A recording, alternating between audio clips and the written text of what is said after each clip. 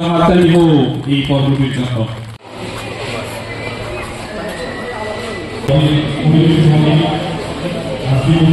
এই পর্বটির জন্য সবাই মিলে একটা জোরদার হাততালি হয়ে যাক। সবাই সেই ভারতবর্ষের একে একে মঞ্চে ভূমিষ্ঠ I will give you freedom.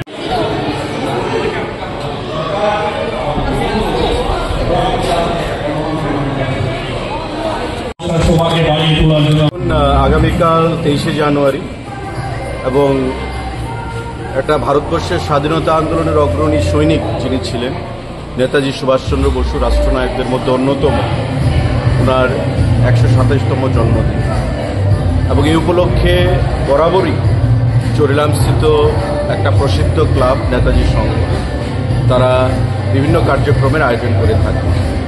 আজকে এবার দুদিনব্যাপী কর্মসূচি তারা গ্রহণ করেছে এবং রক্তদানের মাধ্যমে তার শুভ সূচনা করেছে। তো যেটা নেতাজি বলেছিলেন যে you give me blood I will give you freedom, স্বাধীনতা আন্দোলনে দেশের যুব সমাজকে সেখানে অনুপ্রেরণা যোগানোর জন্য আজকে সেভাবেই নেতাজি ক্লাব সেখানে রক্তদানের মাধ্যমে তাকে স্মরণ করার জন্য এই কর্মসূচি তারা আয়োজন করেছে। বার্তা একটাই থাকবে যুব সমাজের কাছে যে যাতে স্বামীজি, নেতাজি তারা যে পথ আমাদেরকে দিশা দেখিয়েছে এবং জাতীয়তাবোধ, দেশপ্রেম আজকের দিনে আজকের সময়ে মূল কথা, এবং সেটা আমাদের মোদিজিও বলেন যে সবসে পহলে দেশ, উসকে বাদ পার্টি, উসকে বাদ ব্যক্তি।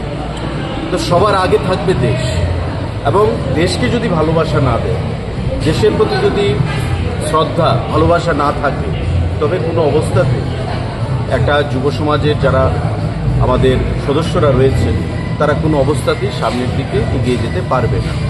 তো আমার আহ্বান থাকবে দেশকে ভালোবাসা, নেতাজি, স্বামীজি তাদের আদর্শ অনুপ্রাণিত হয়ে বন্ধুত্বপূর্ণ সম্পর্ক স্থাপন করে যাতে সমাজ বিপথে পরিচালিত না হয়, নেশার যে ছোবল তার থেকে যুব সমাজকে রক্ষা করা, নিজেকে রক্ষা করা এবং আশেপাশের বন্ধু বান্ধব প্রত্যেককে রক্ষা করা, যেটা আমাদের মাননীয় মুখ্যমন্ত্রী এবং আমাদের সরকার যে দিশায় আমরা কাজ করছি, নেশা বিরোধী অভিযান এবং নেশার বিরুদ্ধে যুদ্ধ ঘোষণা করে সেদিকে কাজ করা, সেটা আজকের দিনে খুবই গুরুত্বপূর্ণ। কারণ সবথেকে বড় সম্পদ হচ্ছে মানব সম্পদ, হিউম্যান রিসোর্স। মানব সম্পদ যদি নষ্ট হয়ে যায় তবে আমাদের দেশ নষ্ট হয়ে যাবে, অন্ধকারে চলে যাবে। আর মানব সম্পদের সবথেকে গুরুত্বপূর্ণ যে মেরুদণ্ড বা ব্যাকবোন আমি বলবো সেটা হচ্ছে যুব সমাজ। তাই যুব সমাজকে রক্ষা করতে গেলে নেতাজি বা স্বামীজির দিশায় আমাদেরকে সেখানে অনুপ্রেরণা যোগাতে হবে এবং তাদেরকে সামনের দিকে এগিয়ে নিয়ে যাওয়ার জন্য এই রক্তদানের মতো মহতী উৎসব যেটা আমরা পালন করছি প্রত্যেকটি জায়গা সেটাকে আরও বৃদ্ধি করতে হবে। কারণ স্বামীজি বলেছিলেন যে service to man is service to god. জীবে প্রেম করে যেইজন সেইজন সেবিছে ঈশ্বর। মানুষের মধ্যে ভগবান থাকে, তাই মানুষকে সম্মান জানানো, মানুষকে সেবা প্রদান করা মানে ভগবানকে খুশি করা, ভগবানকে সেবা দেওয়া। তাই মানুষকে সেবা দেওয়ার একটা অন্যতম উপায় হচ্ছে রক্তদান। সেই রক্তদানের মাধ্যমে তারা এই কর্মসূচি আয়োজন করেছে দুদিনব্যাপী।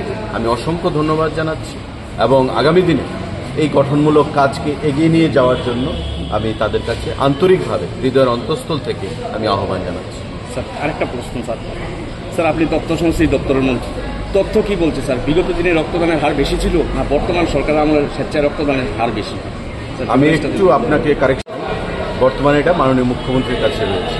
তারপরেও তথ্য আমার কাছে যেটা রয়েছে যে রক্তদান ত্রিপুরা রাজ্যে একটা গণ আন্দোলনে পরিণত করা, এটা বর্তমান সরকার যেমন আমরা আরও রূপ দিয়েছি, একটা আন্দোলনের রূপ দিয়েছি।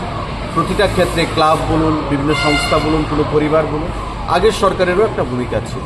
কিন্তু মাঝখানে কোভিড-19 করোনা মহামারী, সেই করোনা মহামারীর ফলে এটা ব্যাঘাত ঘটে, ব্যাহত হয়। আমরা কখনো ভাবিনি যে আমরা এইভাবে আবার একত্রিত হব, মিলিত হব। কোভিড মহামারীর সময় সারা বিশ্ব সেখানে অন্ধকারের মধ্যে চলে এসেছে, কিন্তু আমাদের মোদিজি, আমাদের সরকার, আমরা আবার মানুষকে দিশা দেখিয়েছি। ঐক্যবদ্ধভাবে দেশের মানুষকে নিয়ে কোভিড মহামারীর বিরুদ্ধে লড়াই করে আমরা আবার জয়ী হয়েছি। তো স্বাভাবিকভাবে কোভিডের পর আবার ত্রিপুরা রাজ্যে হারিয়ে যাওয়া যে আন্দোলন, যে সংস্কৃতি, রক্তদানকে নিয়ে যে ঐক্যবদ্ধ প্রচেষ্টা, সেটা আবার আমাদের মাননীয় মুখ্যমন্ত্রীর নেতৃত্বে আমরা আবার শুরু করেছি এবং তারই অঙ্গ হিসেবে আপনারা দেখেছেন যে দানের মাধ্যমে, রক্তদানের মাধ্যমে এখন কোনো শুভ কাজ সূচনা হচ্ছে। বিয়ে বলুন, শ্রাদ্ধানুষ্ঠান বলুন, অন্নপ্রাশন বলুন, কোনো দ্বার উদ্ঘাটন বলুন, কোনো ক্লাবের কোনো কর্মসূচি বলুন, যে কোনো কাজ রক্তদানের মাধ্যমে আমাদের রাজ্যে যুব সমাজ বা ক্লাব কর্তৃপক্ষ, বিভিন্ন কর্তৃপক্ষ সেখানে শুরু করছে। তো পরিসংখ্যান বলছে বর্তমানে আমাদের রক্তদানে একটা রেকর্ড স্থান, আমরা সারা দেশের মধ্যে আমরা একটা বিশেষ জায়গায় রয়েছি। কিন্তু তারপরেও আমরা বলবো যে সামনের দিকে এটাকে আরও এগিয়ে নিয়ে যেতে হবে। রক্তদান সম্পর্কে, রক্তদানের গুরুত্ব সম্পর্কে এখনও গ্রামের মধ্যে, মানুষের মধ্যে অনেকটা অনীহা আছে। সেই অনীহাটাকে কাটিয়ে, ভয়ভীতিটাকে কাটিয়ে আপনার জন্য আমার জন্য আপনার, এই মানসিকতা নিয়ে সমাজকে সুন্দর করার জন্য, মানব ধর্ম পালন করার জন্য আমাদের সেখানে সামনের দিকে আমাদের ঐক্যবদ্ধভাবে প্রয়াস নেব। এবং এটা তখনই সফল হবে যখন এই সমস্ত ক্লাব, সামাজিক সংগঠনগুলো যখন ঐক্যবদ্ধভাবে সবাই একসাথে মিলে এক সুরে আমরা কাজ করতে পারব। যুবকদের সঙ্গে যুবতীরাও গিয়ে আসছে স্বেচ্ছা রক্তদানে। এটা আমাদের খুবই গুরুত্বপূর্ণ জিনিস। আপনাদের দেখবেন যে গত কয়েকদিন আগে আমি একটা ব্লাড ডোনেশন ক্যাম্পে ছিলাম রাম ঠাকুর কলেজে। সেখানে মহিলারা শুধু রক্ত দিচ্ছে ম্যাক্সিমাম, আমরা দেখেছি। এটা একটা গুরুত্বপূর্ণ দিক। মহিলারাও সচেতনতার বৃদ্ধি হয়েছে তাদের মধ্যে, এবং এটা আমাদের সরকারের একটা বিশেষ পাওনা। ওমেন এম্পাওয়ারমেন্ট আমরা বলি, মোদিজি ওমেন এম্পাওয়ারমেন্ট 33% রিজার্ভেশন মহিলাদেরকে এনে দিচ্ছেন। আমাদের পঞ্চায়েত সিস্টেমে 50% মহিলাদের রিজার্ভেশন হয়েছে। আগামী দিনে হয়তো সময় আসবে বিধানসভা, লোকসভায় 33% মহিলা রিজার্ভেশন হবে। তাই ওমেন এম্পাওয়ারমেন্ট যেমন একদিকে হচ্ছে, ঠিক তেমনি আপনার মহিলাদের মধ্যে সচেতনতাও বৃদ্ধি পেয়েছে। এবং এটা হচ্ছে কারণ যে আজকে মহিলারা আমাদের সরকারের প্রতি, আমাদের দলের প্রতি হাজার হাজার লাখ লাখ মহিলারা সমর্থন প্রদান করছে। সেলফ হেল্প গ্রুপের সংখ্যা বেড়েছে আমাদের সরকারের আমলে। যেখানে 6,000 7,000 সেলফ হেল্প গ্রুপের সংখ্যা ছিল বিগত সরকারের আমলে, আজকে 52,000 এসে দাঁড়িয়েছে আমাদের সরকারের আমলে। তো ওমেন এম্পাওয়ারমেন্ট কীভাবে করতে হয় মোদিজি সেটা আমাদেরকে দিশা দেখিয়েছে, আমাদের সরকার আমাদেরকে দিশা দেখিয়েছে, এবং সেটা আগামী দিনে আবার সামনের দিকে আমরা এগিয়ে নিয়ে যাব। এটাই আমাদের প্রতিজ্ঞা করতে হবে। Thank you sir.